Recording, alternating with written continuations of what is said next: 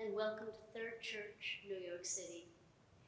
Let's begin by singing hymn number 75. I'll read the first verse. God comes with succor speedy to those who suffer wrong, to help the poor and needy, and bid the weak be strong. He comes to break oppression, to set the captive free, to take away transgression and rule in equity. Hymn number 75.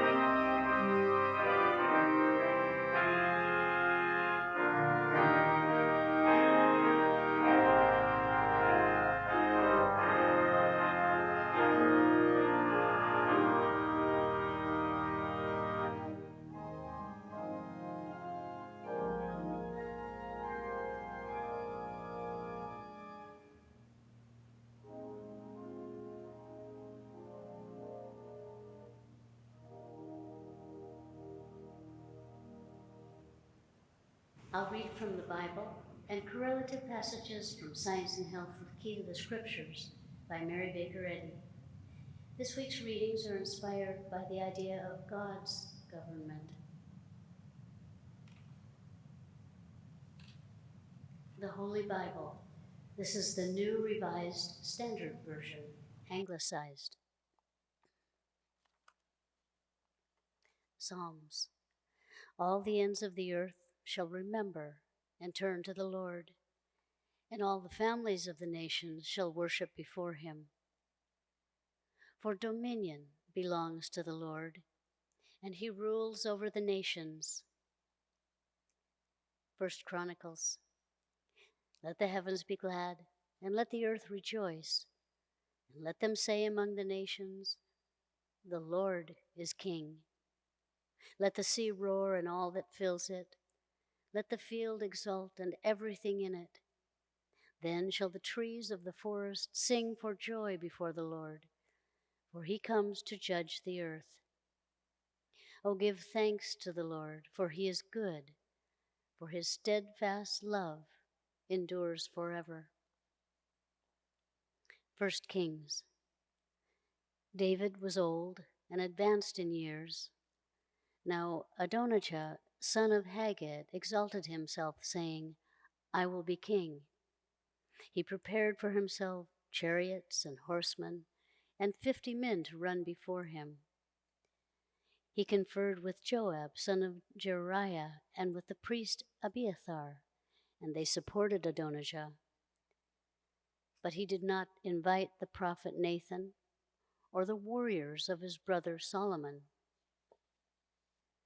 Then Nathan said to Bathsheba, Solomon's mother, Have you not heard that Adonijah, son of Haggith, has become king, and our Lord David does not know it?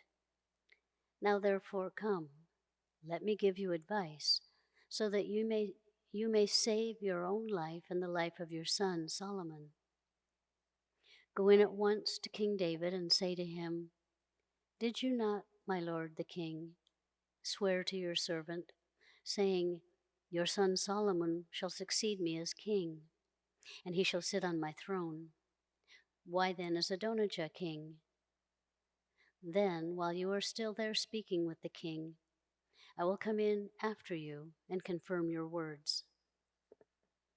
So Bathsheba went to the king in his room. Bathsheba bowed and did obeisance to the king, and the king said, What do you wish? She said to him, My lord, you swore to your servant by the Lord your God, saying, Your son Solomon shall succeed me as king, and he shall sit on my throne. But now suddenly Adonijah has become king, though you, my lord the king, do not know it. He has sacrificed oxen, fatted cattle, and sheep in abundance, and has invited all the children of the king, the priest Abiathar, and Joab, the commander of the army. But your servant Solomon he has not invited. But you, my lord the king, the eyes of all Israel are on you, to tell them who shall sit on the throne of my lord the king after him. While she was still speaking with the king, the prophet Nathan came in. Nathan said, My lord the king, have you said, Adonijah shall succeed me as king, and he shall sit on my throne? The king swore, saying, As the Lord lives, who has saved my life from every adversity, your son Solomon shall succeed me as king, and he shall sit on my throne in my place. Then Bathsheba bowed her face to the ground and did obeisance to the king, and said, May my lord, King David, live forever. King David said, Summon to me the priest Zadok, the prophet Nathan, and Benaiah son of Jehoiada. As the Lord has been with my lord the king, so may he be with Solomon, and make his throne greater than the throne of my lord King David. So the priest Zadok and prophet Nathan went down and had Solomon ride on King David's mule, and led him to Gihon. There the priest Zadok took the horn of oil from the tent and anointed Solomon. When they blew the trumpet, and all the people said, Long live King Solomon! And all the people went up following him, playing on pipes, and rejoicing with great joy. Solomon was informed, Adonijah is afraid of King Solomon. See, he has laid hold of the horns of the altar, saying, Let King Solomon swear to me that he will not kill his servant with the sword. So Solomon responded, If he proves to be a worthy man, not one of his hairs shall fall to the ground. But if wickedness is found in him, he shall die. Then King Solomon sent to have him brought down from the altar. He came to do obeisance to King Solomon, and Solomon said to him, Go home. Solomon loved the Lord, walking in the statutes of his father David. At Gibeon, the Lord appeared to Solomon in a dream by night, and God said, Ask what I should give you. And Solomon said, You have shown great and steadfast love to your servant, my father David, because he walked before you in faithfulness, in righteousness, and in uprightness of heart towards you. And you have kept for him this great and steadfast love, and have given him a son to sit on his throne today. And now, O Lord my God, you have made your servant king in place of my father David. Although I am only a little child, I do not know how to go out or come in. And your your servant is in the midst of the people whom you have chosen, a great people, so numerous they cannot be numbered or counted. Give your servant, therefore, an understanding mind to govern your people, able to discern between good and evil. For who can govern this, your great people? It pleased the Lord that Solomon had asked this. God said to him, because you have asked this, and have not asked for yourself long life or riches, or for the life of your enemies, but have asked for yourself understanding to discern what is right, I now do according to your word. Indeed, I give you a wise and discerning mind. No one like you has been before you, and no one like you shall arise after you. When the Queen of Sheba heard of the fame of Solomon, fame due to the name of the Lord, she came to test him with hard questions. Solomon answered all her questions. There was nothing hidden from the king that he could not explain to her. So she said to the king, the report was true that I heard in my own land of your accomplishments and of your wisdom. Not even half had been told me. Your wisdom and prosperity far surpassed the report that I had heard. Happy are your wives, happy are these your servants, who continually attend you and hear your wisdom. Blessed be the Lord your God, who has delighted in you and set you on the throne of Israel. Because the Lord loved Israel forever, he has made you king to execute justice and righteousness.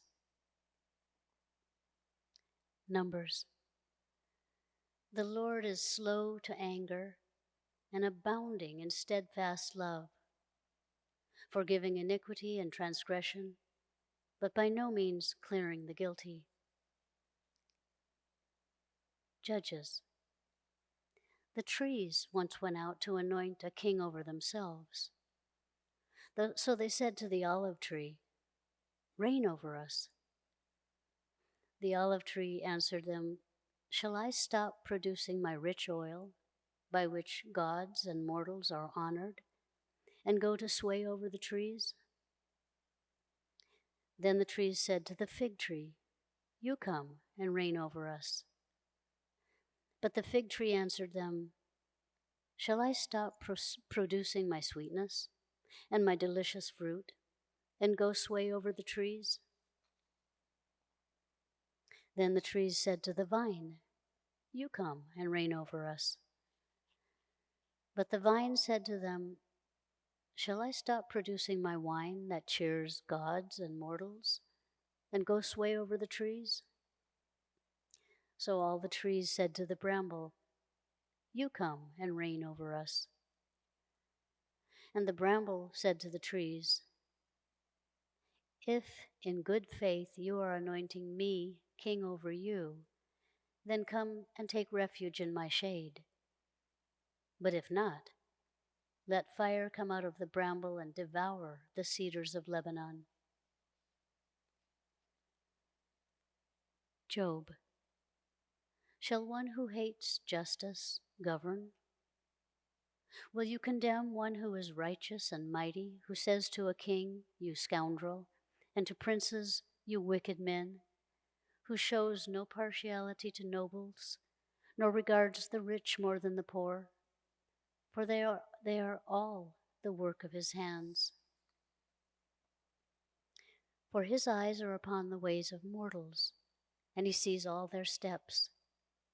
There is no gloom or deep darkness where evildoers may hide themselves. 2 Peter. There were also false prophets among the people, even as there will be false teachers among you, who will secretly bring in destructive heresies, even denying the Lord who brought them, and bring on themselves swift destruction. Even so, many will follow their licentious ways, and because of these teachers, the way of truth will be maligned. Psalms. May God be gracious to us and bless us, and make his face to shine upon us, that your way may be known upon earth, your saving power among all nations. Let the peoples praise you, O God. Let all the peoples praise you. Let the nations be glad and sing for joy, for you judge the peoples with equity and guide the nations upon earth. Let the peoples praise you, O God. Let all the peoples praise you. The earth has yielded its increase. God, our God, has blessed us. May God continue to bless us. Let all the ends of the earth revere him. Isaiah. The people who walked in darkness have seen a great light. Those who lived in a land of deep darkness, on them has light shined. You have multiplied the nation, you have increased its joy. For the yoke of their burden and the bar across their shoulders, the rod of their oppressor, you have broken, as on the day of Midian. For all the boots of the tramping warriors and all the garments rolled in blood shall be burned as fuel for the fire. For a child has been born for us, a son given to us. Authority rests upon his shoulders, and he is named Wonderful Counselor, Mighty God, Everlasting Father, Prince of Peace. His authority shall grow continually, and there shall be endless peace for the throne of David and his kingdom. He will establish and uphold it with justice and with righteousness from this time onwards and forevermore.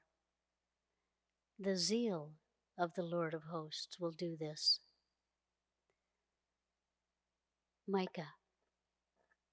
In days to come, the mountain of the Lord's house shall be established as the highest of the mountains, and shall be raised up above the hills. People shall stream to it, and many nations shall come and say, Come, let us go up to the mountain of the Lord, to the house of the God of Jacob, that he may teach us his ways, and that we may walk in his paths. He shall judge between many peoples, and shall arbitrate between strong nations from afar. They shall beat their swords into plowshares, and their spears into pruning hooks. Nation shall not lift up sword against nation, neither shall they learn war any more. But they shall all sit under their own vines and under their own fig trees, and no one shall make them afraid. For the mouth of the Lord of hosts has spoken. Isaiah. Sing for joy, O heavens, and exult, O earth. Break forth, O mountains, into singing, for the Lord has comforted his people and will have compassion on his suffering ones.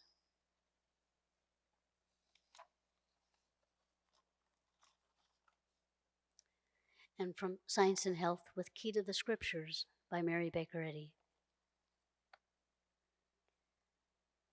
Mind, supreme over all its formations and governing them all, is the central sun of its own systems of ideas, the life and light of all its own vast creation, and man is tributary to divine mind. The attributes of God are justice, mercy, wisdom, goodness, and so on. When man is governed by God, the ever-present mind, who understands all things, man knows that with God all things are possible. Be firm in your understanding that the divine mind governs, and that in science, man reflects God's government. A higher and more practical Christianity, demonstrating justice and meeting the needs of mortals in sickness and in health, stands at the door of this age, knocking for admission. Will you open or close the door upon this angel visitant, who cometh in the quiet of meekness, as he came of old to the patriarch at noonday?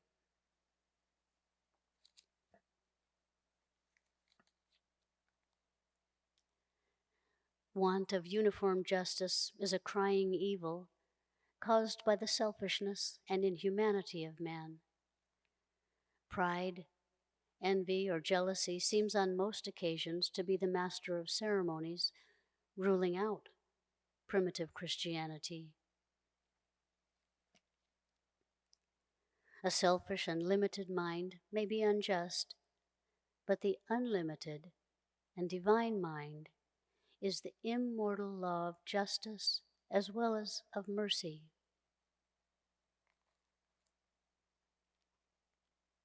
The belief of life in matter sins at every step. Material beliefs would slay the spiritual idea whenever and wherever it appears. Though error hides behind a lie and excuses guilt, error cannot forever be concealed. Truth, through her eternal laws, unveils error.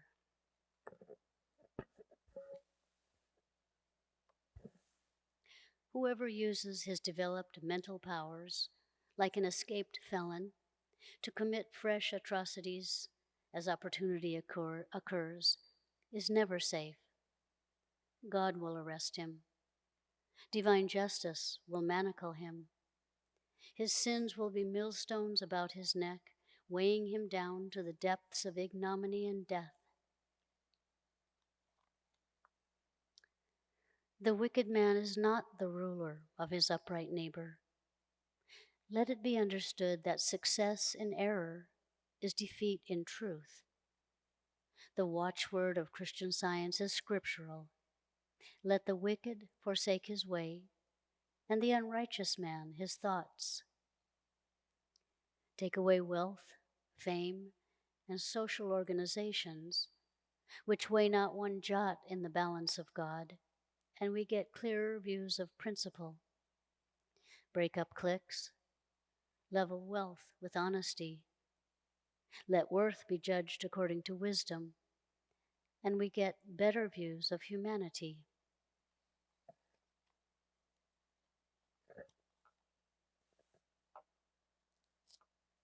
As named in Christian Science, animal magnetism or hypnotism is the specific term for error or mortal mind.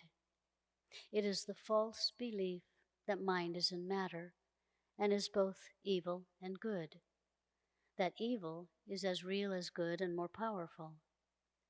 This belief has not one quality of truth. It is either ignorant or malicious. The malicious form of hypnotism ultimates in mortal idiocy. The truths of immortal mind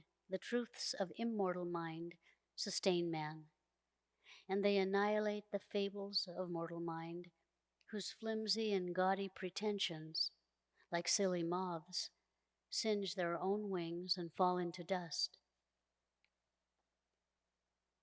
Animal magnetism has no scientific foundation, for God governs all that is real, harmonious, and eternal, and his power is neither animal nor human. The mild forms of animal magnetism are disappearing, and its aggressive features are coming to the front. So secret are the present methods of animal magnetism that they ensnare the age into indolence and produce the very apathy on the subject which the criminal desires. Mankind must learn that evil is not power. Its so-called despotism is but a phase of nothingness. Christian Science despoils the kingdom of evil and preeminently promotes affection and virtue in families and therefore in the community.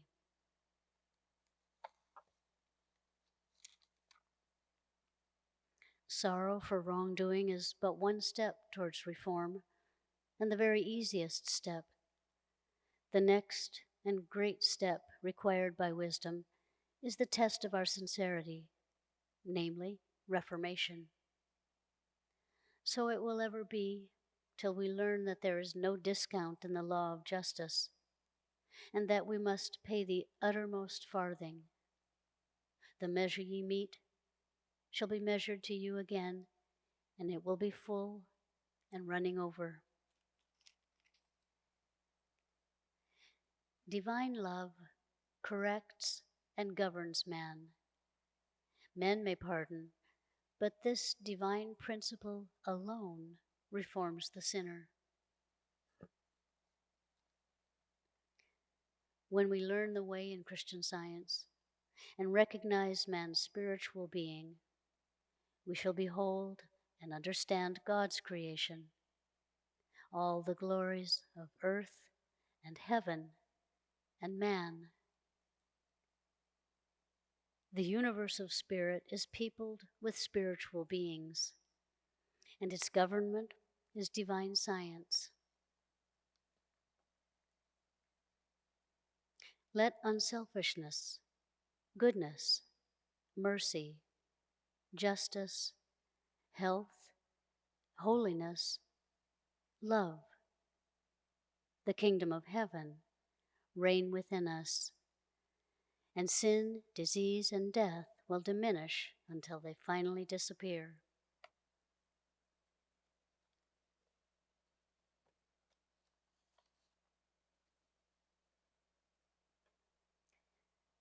Let's pray for the congregation, first silently, then repeat together the Lord's Prayer.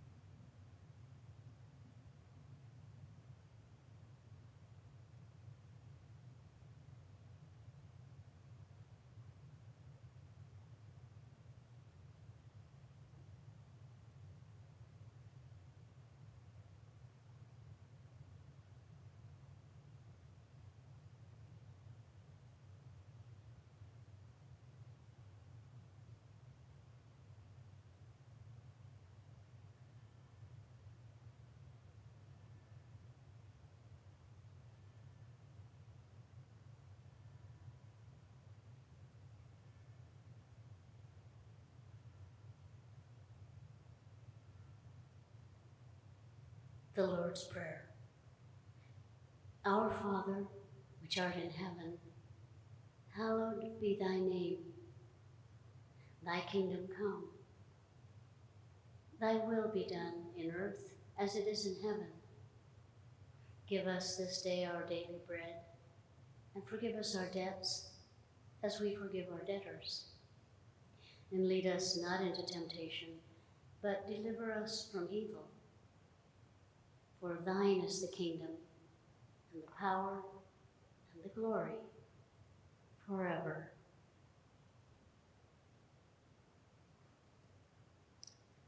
Let's sing hymn number 315.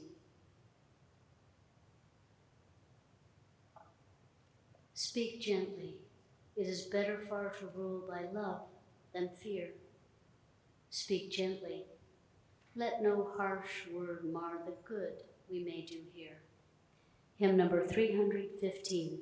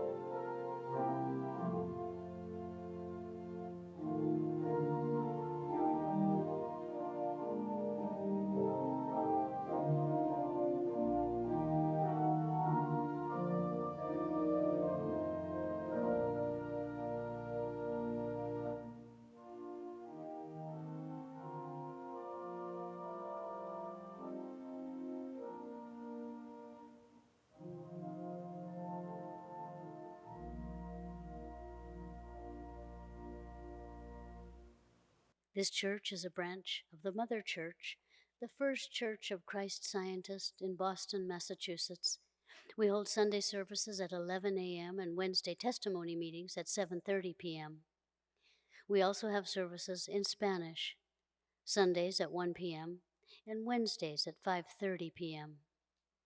Our services are now held online and in person, and all are welcome. Third Church offers Sunday school classes online and in person for children and teens. These 1-hour classes are held each Sunday, and here students learn how much God loves them and cares for them. They also learn about the Bible characters and lessons and the healing power of truth. For more information on times and classes, please send us an email at thirdchurch@thirdchurchnyc.com. Third Church maintains a reading room on the lower level of this building. The reading room provides a quiet place for prayer and study where all are welcome. Here you may purchase books and recordings on Christian Science. The reading room has the latest issues of the Christian Science Monitor, an award-winning international news weekly, available to read or purchase. Reading room hours are Monday through Friday from 1 to 4 p.m. Christian Science is practical and it heals. Our meeting is now open for all to share experiences of healing and spiritual insights that prove God's ever-presence and power in their lives. If you're listening by telephone and would like to share, press star, then number 6. Our technician will be listening for you and will unmute your line. Please speak directly into the microphone of your phone. Don't use the speakerphone. That way we can hear you a little better. If you're watching by Zoom, feel free to unmute yourself and speak.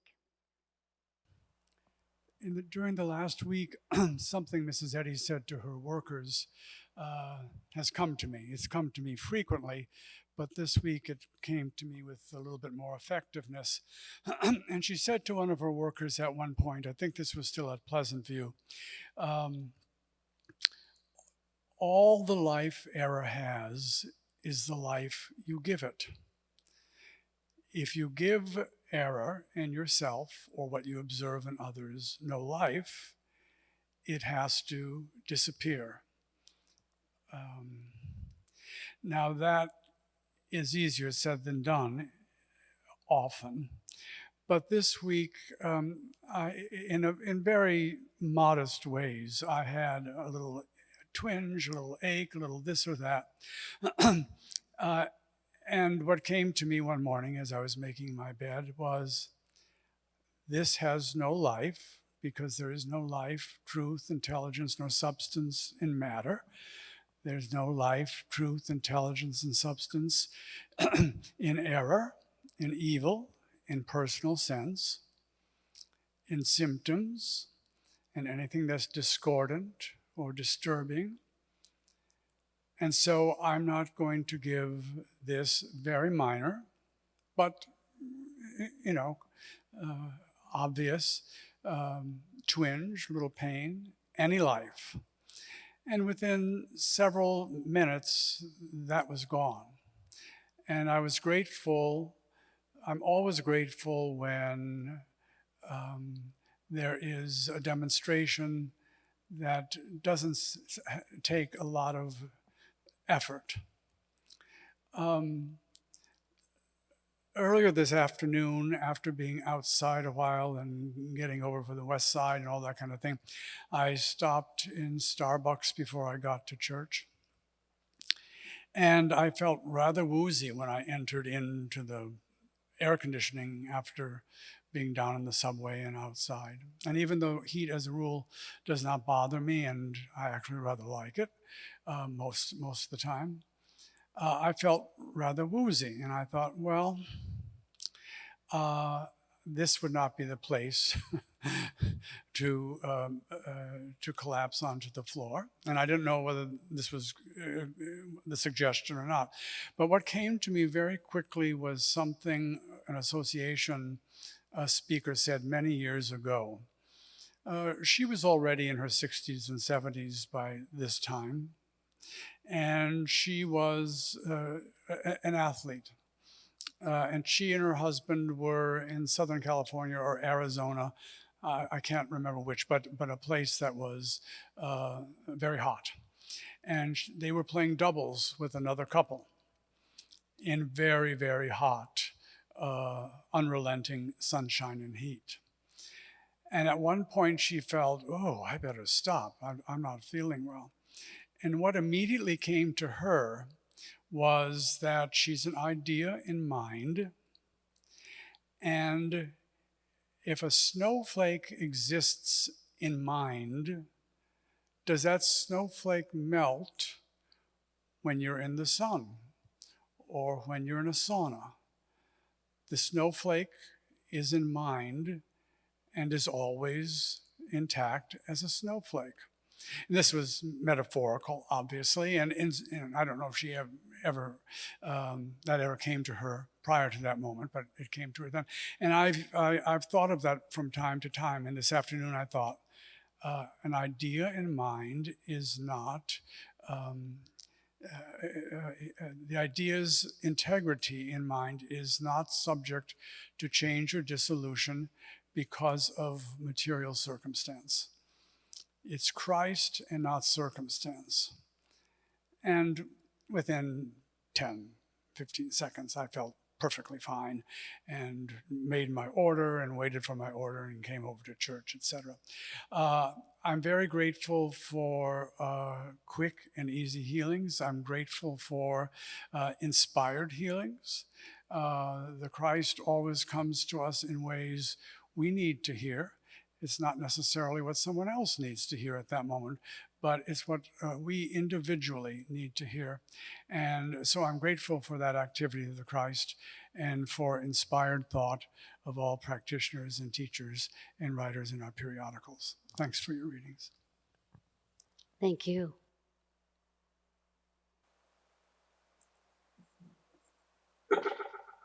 Thank you for your readings from the desk tonight. I love Christian Science because it teaches us about good and leads us to a better understanding of good. The qualities that you were bringing out in your readings tonight included meekness. Jesus taught us about meekness and said, "Blessed are the meek, they shall inherit the earth." And the example I think that Mrs. Eddy gives is grass. The grass is such a low plant in the scale of things, but it covers the earth.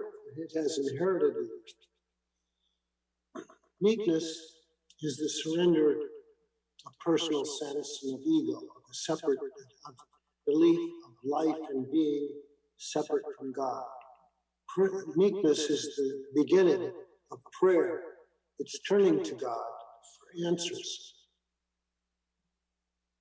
Meekness isn't the absence of spiritual strength. Mrs. Eddy says, rise in the strength of spirit to resist all that is unlike good. So meekness isn't being without strength. Meekness is turning to God for strength. And this teaching affects how one lives a life, and it brings blessings by teaching to be like children, turning to God. I'm very grateful for these teachings, for its effect on my life, and for the good that it brings. Thank you so much for the beautiful reading on God's government. With all the unusual things that are going on in the world, it is really such a joy that we can see the good that's going on, and that we can take this wonderful, wonderful hour to have the opportunity to listen to this wonderful reading that was delivered in such a beautiful, calm, and peaceful, and just such a special delivery. Thank you so much. Thank you. I'd like to share healing of fear. A while back, my daughter and I had flown to an island in the Caribbean where I had attended a conference and gave a paper about my research. And we were rushed off the island before our regular date to return because a hurricane was approaching. And I wasn't real confident in airlines. It was a time of deregulation, and so I was dealing with that too. And when I got on, we were just long lines of people going back to their country, and we were put on I think it was an Army transport plane, because there were no amenities whatsoever. There was a seat belt and a seat, not particularly comfortable, but we were fine, a little bit rattly. And I wanted to, but I was worried. And so I picked up my Science and Health, and I thought I would really like to read something that was pure, clear, direct, and absolute. So I turned to the chapter on recapitulation. And this chapter starts out, this chapter is from the first edition of the author's class book, copyrighted in 1870. After much labor and increased spiritual understanding, she revised that treatise for this volume in 1875. Absolute Christian science pervades its statements to elucidate scientific metaphysics. And it's a series of questions and answers. The first is, what is God? Are these, gives terms for God. Are these terms synonymous? What are spirits and souls? What are the demands of the science of soul? What is intelligence? What is the scientific statement of being? What is substance? What is life? And I read this, and I read it with such deep interest that I became so absorbed into what I was reading that I forgot I was on a rattly train being chased by a hurricane. And I felt a deep calm, and I felt a sense of peace. And after that, I've been very comfortable on airlines. We landed safely, everybody was fine, and I'm grateful for that. But I'm most grateful for the truth, the spiritual truth that is with us at every moment. And I was grateful for this hardcore truth that reached me so deeply and gave me such a sense of peace.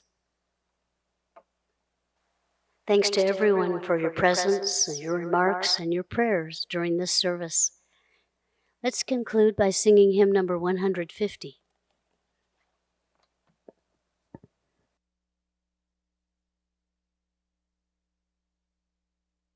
Mercy and goodness, how great is our King. Our tribute, thanksgiving, with glad hearts we bring. Thou art the renewer, the ancient of days, who giveth for mourning the garment of praise. Hymn number 150.